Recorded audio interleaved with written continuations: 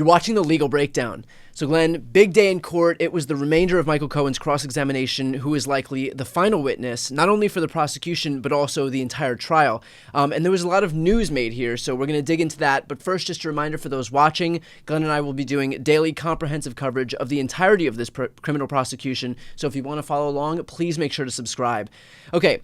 Glenn, today was monumentally important. It was likely the defense's final chance to make their case to the jury through a witness.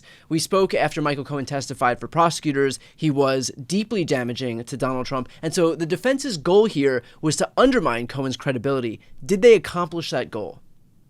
Not sufficiently to undermine the prosecution's case. Now, to be fair, they scored a couple of points here and there, primarily, I think, on what was likely faulty memory about some phone calls from 8 years ago and precisely what was discussed during which phone call, all of which is fully expected. But, Michael Cohen was on the witness stand for a total of about 14 hours, and he's not done yet.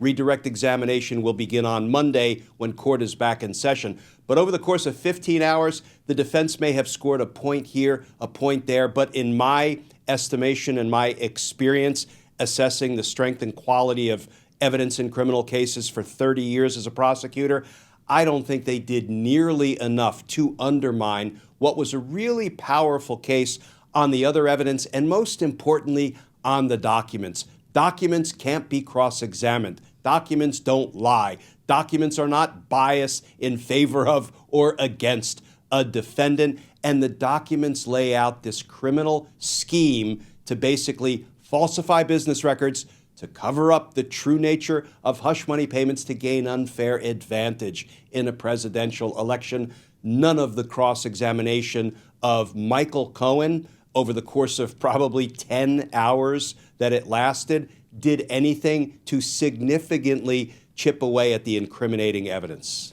Now, the prosecution, as you mentioned, is going to have one final opportunity for Cohen to testify in what's called redirect. What can they do here that might button up some of the issues that Cohen's testimony posed? Yeah, redirect examination is so important. So the party calling the witness, when the prosecution calls a witness, that's called direct examination. And we have to ask open-ended questions. We can't lead the witness. We can't suggest the answer in our questions. But on cross-examination, that's when the opposing counsel gets to go after the witness. Isn't it true? Yes or no? And they try to box the witness in.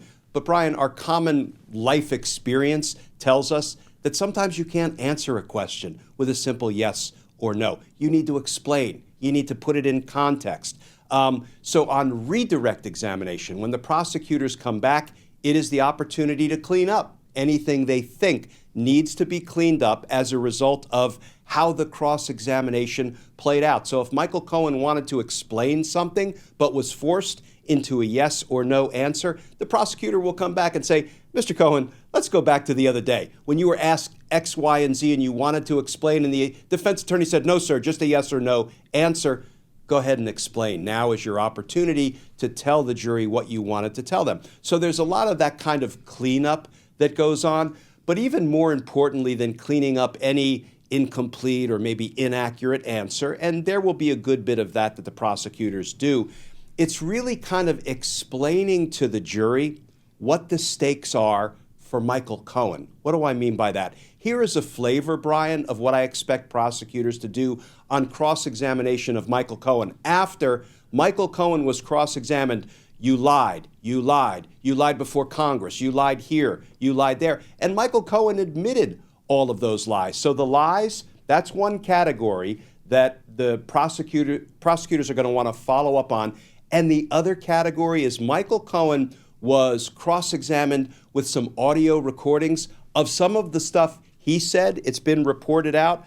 And here is some of what the jurors heard Michael Cohen in his own voice say when they played those recordings.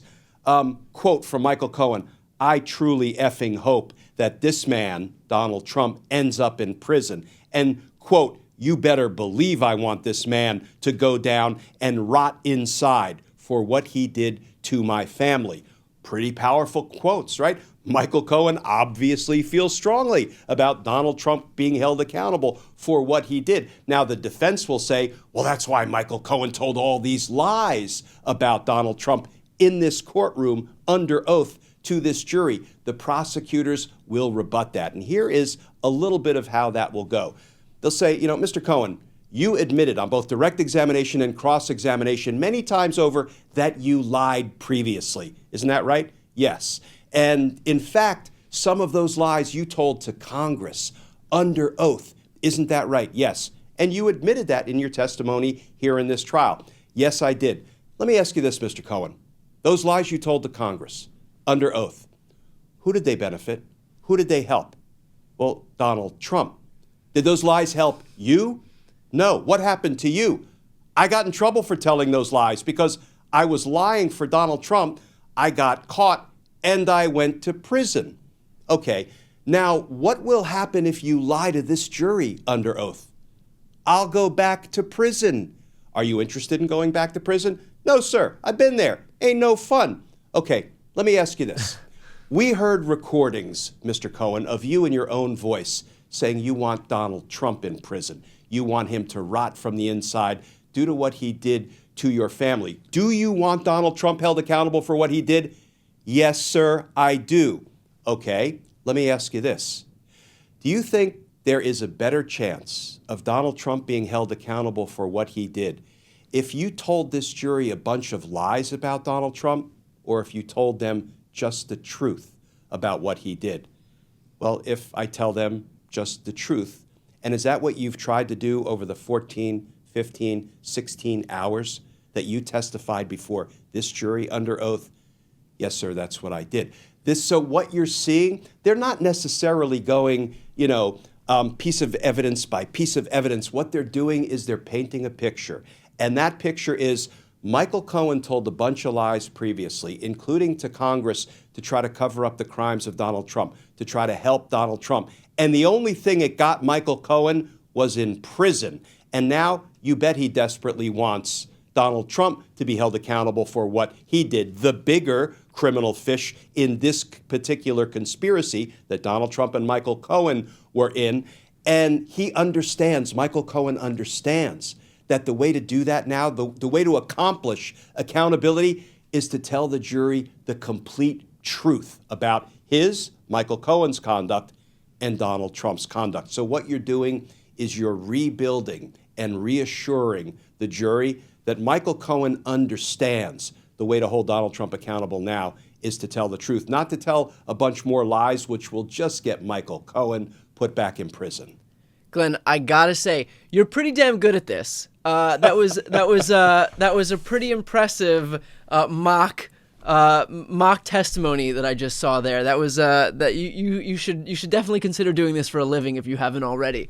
But it really does go to show. I mean, that is the whole ball game. If Michael Cohen is true to his word that he does want to see Trump held to account, then he has a vested interest not in lying, but expressly in telling the truth. Because if he does lie, that's going to undermine the case. That's going to undermine the ability for Trump to be held accountable or to be convicted. And that's the last thing Michael Cohen wants to do. If he really is being honest that he wants to see Trump convicted, which clearly he does, then the best way to do that is expressly to tell the truth. He stands to gain nothing. It's actually detrimental to Donald Trump's to his conviction hopes if Michael Cohen lies. And clearly, Michael Cohen knows that.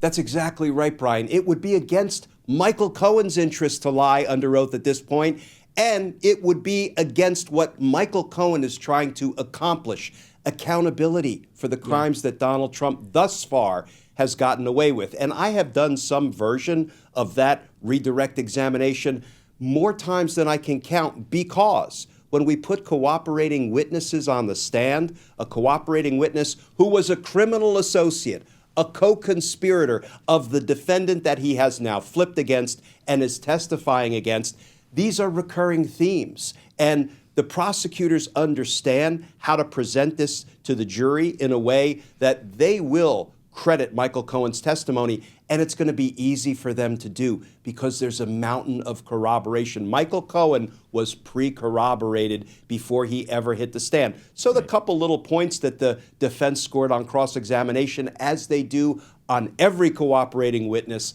in every criminal trial, will not win the day for Donald Trump.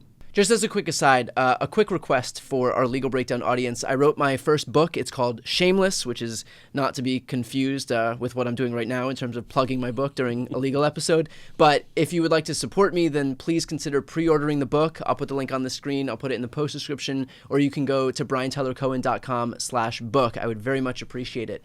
Okay, Glenn, do you think that the small degree of credibility issues that Michael Cohen posed undermines the damage that he did to Trump? Like net, do you think it was a positive that he testified here? He had to testify. He was the most important witness that the jurors needed to see. Now, did they need to see him to conclude Donald Trump is guilty beyond a reasonable doubt when they had all the other evidence and all of the falsified business records?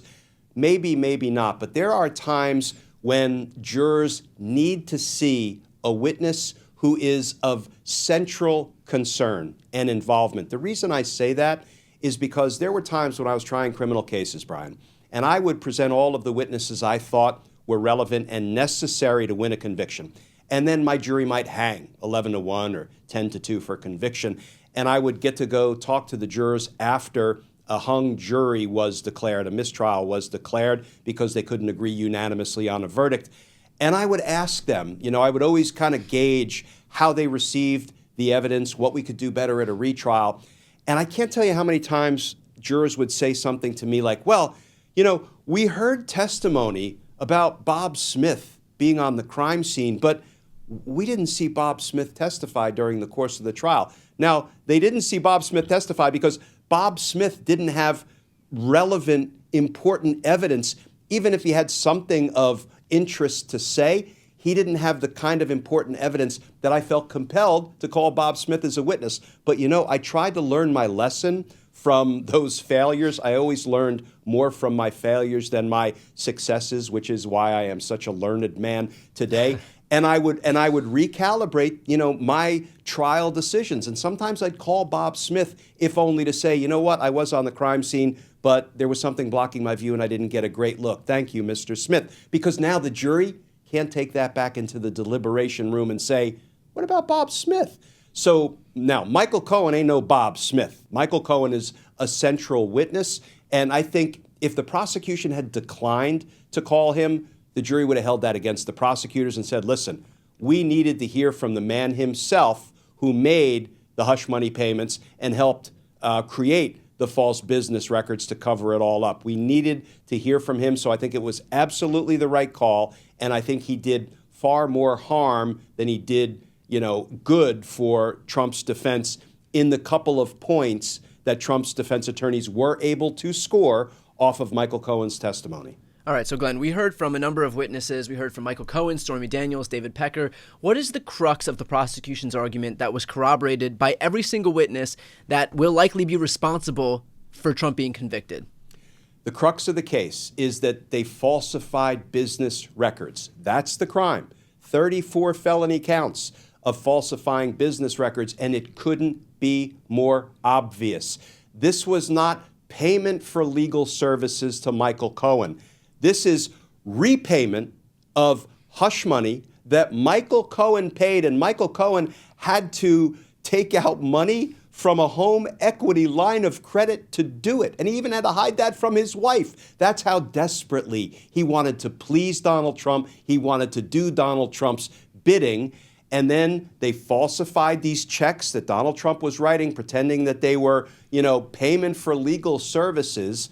And then they made false business ledger entries to cover it all up. That is the crux of the case.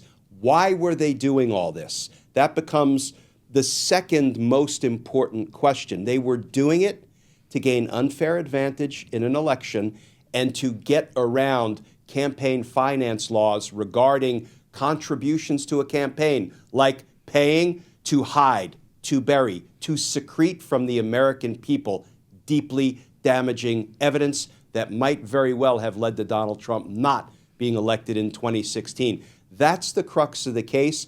That case has been proved beyond a reasonable doubt. And I personally, as a former career prosecutor, think the only impediment between where we are now and criminal convictions of Donald Trump is maybe one juror who who might want to decide the case based on their own political preferences or ideology rather than a fair assessment of the evidence. And let's hope that doesn't happen. What I don't see, Brian, I don't see an acquittal. I don't see a not guilty 34 times over, given the power of the evidence that has been presented.